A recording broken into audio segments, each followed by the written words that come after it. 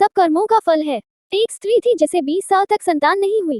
कर्म संजोग से 20 वर्ष के बाद वो गर्भवती हुई और उसे पुत्र संतान की प्राप्ति हुई, किंतु दुर्भाग्यवश 20 दिन में वो संतान मृत्यु को प्राप्त हो गई। वो स्त्री हद से ज्यादा रोई और उस मृत बच्चे का शव लेकर एक सिद्ध महात्मा के पास गई। महात्मा से रोकर कहने लगी, मुझे मेरा बच्चा बस एक बार जीवित करके दीजिए, मात्र एक बार मैं उसके मुख से माँ शब्द सुनना चाहती हूँ। स्त्री के बहुत जिद करने पर महात्मा ने 2 मिनट के लिए उस बच्चे की आत्मा को बुलाया। तब उस स्त्री ने उस आत्मा से कहा, तुम मुझे क्यों छोड़कर चले गए? मैं तुमसे सिर्फ एक बार माँ शब्द सुनना चाहती हूँ। तभी उस आत्मा ने कहा, कौन माँ?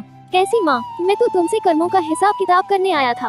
स्त्री ने पूछा, कैसा हिसाब? आत्मा ने बताया, पिछले जन्म में तुम मेरी सौतन थी, मेरे आंखों के सामने मेरे पति को ले गई। मैं बहुत रोई, तुमसे अपना पति मांगा पर तुमने एक न सुनी। तब मैं रो रही थी और आज तुम रो रही हो। बस मेरा तुम्हारे साथ जो कर्मों का हिसाब था वो मैंने पूरा किया और मर गया। इतना कहकर आत्मा चली गई। उस स्त्री को झटका लगा।